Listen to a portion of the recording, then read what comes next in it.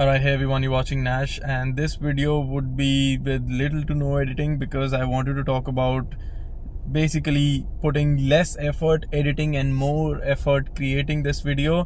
And like, this video is unedited, and I would be talking about how I changed my approach with the channel and with the videos on my channel, because of which I am able to post more videos compared to before. So if you can go on my channel, if you have been here for a while, you would be able to tell that I used to post videos very less frequently. I don't know, occasionally, I would say like once a month or maybe less than that.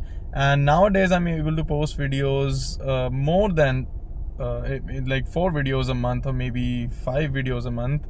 And in some months, I don't exactly remember the figures, but the thing is, the reason I'm able to do that is I'm putting very less editing into my videos myself. The editing that I'm doing myself, I don't really have an editor as of now. I'm planning to get one, but for now I would be editing, I was and I'm still editing all of my videos myself. I edit on premierepro on my setup that I've showcased in a bunch of my videos. But here's the thing: when you edit a lot of videos and when you are trying to put a lot of effort into editing those videos, you kind of get yourself away from the creative flow of the video. You aren't able to concentrate as much into the shooting parts of the video as opposed to the entire video you are thinking about, which is fine. If you are able to handle that workflow, it is fine.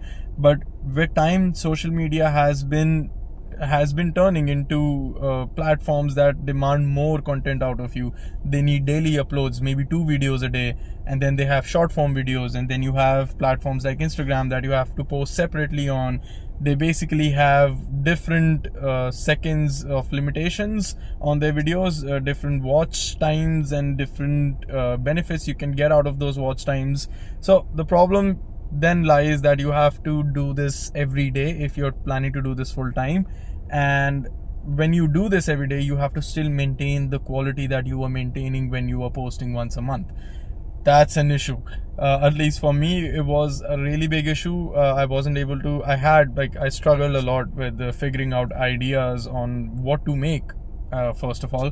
But eventually I figured out, eventually your brain gets into the process, gets into the flow of it all, and then you start to understand, okay, this is something that I want to post. Okay, what are my interests? I like tech. I like to make funny videos with a lot of hand movements, by the way. But yeah, I do make those kind of videos. In my spare time, I do a lot of things like repairing stuff and like cleaning stuff and maintaining stuff, maintaining my car for that matter. I do all of that, and I'm planning to post some videos where I can just show you the general workflow that I have during those things that I do. But the problem is the quality, that you have to maintain that quality. Something that I experienced is it's very hard to do that when you're posting daily. And I haven't really posted daily on YouTube, but I have done that on Instagram, and I have struggled a lot because the problem is, even if you are shooting a 90-second video that is going to be 90-second in the final version, you still shoot like 5 minutes of footage beforehand, because I've struggled with anxiety. I struggled with stuttering in front of a camera. I wasn't comfortable in front of the camera for a while, but then eventually when those things got sorted out, I had some other issues. Yeah, so it's like you get into a mindset. First of all, you need to get into a mindset where you tell yourself that you don't have to edit. Okay, you get into a mindset that you don't have to edit a lot. People would accept your content as is if you're able to speak properly in front of a camera. And yeah, the thing with that is that you have to like watch more content that is unedited. I think that gives you a lot of confidence, at least that it did for me. Yeah, so when you are able to watch those kind of videos, when you're able to post those videos and get good results out of it, and then people engage with your content and comment on that video that it looks good and stuff, obviously there are going to be haters, but you have to get the good feedback, the constructive criticism out of that hate comment and move on. So when you are able to do all of that, you would find that it is fruitful to put unedited videos as well.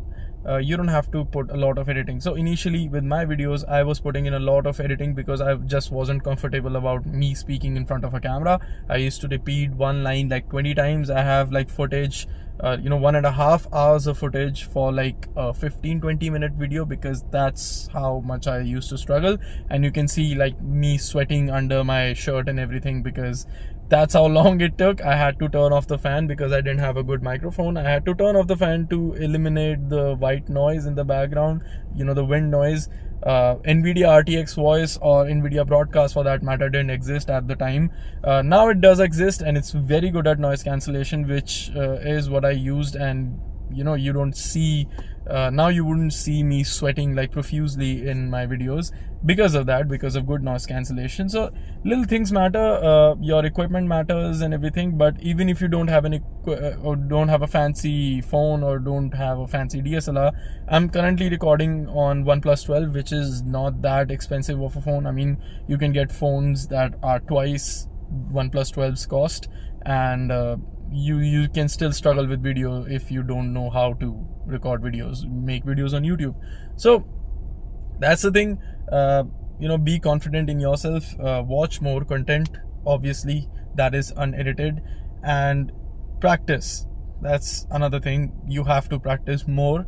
I have only been able to shoot and edit and post my video in one day. I have been able to do all of that only once in my life, which I kind of hate. I mean, I have done that for short form videos, but not for long form videos. The problem with long form videos is you have to talk a lot more than short form videos, like I'm doing right now. And you can see me messing live on camera. I mean, it's not live, but yeah, you can see me messing in real time and recovering from it.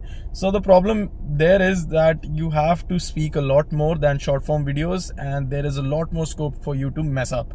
And there is this one thing inside your head that's telling you to, like, you can mess up. If you have anxiety issues, obviously that is like tenfold in your brain, and you are struggling most of the times, and your eye contact would be compromised in the video. People wouldn't engage in your video a lot. When you watch that video during the editing process, you basically your confidence takes a bigger hit, because you aren't able to figure out how are you going to post this video without like massive amounts of editing, without like chopping the lines and everything. So yeah, I mean, that's where the problem lies. You have to make sure that there are less cuts in the editing process. I think that would eventually take you to finally posting a video that is completely unedited. For me it was like the Snapchat thing. Okay, see, this is how I struggle. Anyway, for me, I posted videos through the big mouth filter on Snapchat on my Instagram video, and I'm not gonna you can just watch my Instagram, the content I post on my Instagram to understand this, because I want to make a point that this video is completely unedited.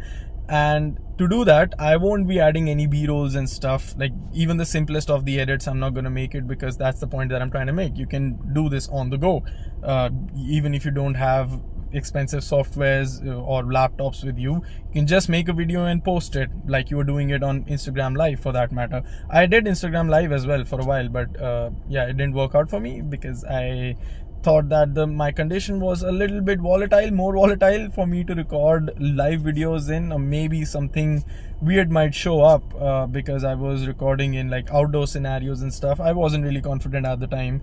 I didn't used to do YouTube as much as I do right now, so no confidence in like making videos and stuff. Maybe that's why. Maybe it will turn out better if I do it this time. But okay, so the problem was yeah, if you do more videos like this, spontaneous videos, I used to do more on Snapchat. I still do that. So that's something you have to do in one take, because you don't really get you can do it in multiple takes, but that just brings the viewer out of the video. The immersiveness of the videos take a hit, in my opinion. It just tanks the view count and everything. Not to say that I get like millions of views anyway, but still. So yeah, once you do that spontaneous video kind of thing, you get more confident, and you have to figure out ways to do it in short form videos first. I mean, if you want to make it easy, but if you want to challenge yourself and okay, that was my dash cam turning off because I'm not driving the car. It just detected that. Anyway, so if you are into short form videos, that's fine. But if you really want to torture yourself and take yourself to the depths of hell, obviously try it with a long form video, probably a video that's an hour long. I mean, if you really want to make sure that you are seeing the darkest part of the earth. But yeah, for me, it's the short form video first and then the long form one. If you're able to do that, well and good. If you're not able to do that, learn to mess up in front of a camera. It's fine. I've seen a lot of people do live sessions and stuff, and those live sessions eventually get recorded and get to like the YouTube's video on demand section, which is like the recorded videos. Yeah, and you see them messing up in the live videos, and that is completely fine. That is fine. We do see that comfortably because we know that it was once a live video, and then it got transferred to the video on demand section. But we do see those mistakes and we kind of ignore it. So people would do that with your video as well. If you don't mess up that much or that often, or it doesn't take them out of the actual content of the video or the topic of the video, then you're fine. So for me, I mean, you have seen me mess up pretty big once with the Snapchat thing, but still you are able to watch my video without actually losing the topic or the core content of the video. You're not losing me on the entire concept of the video, I would say.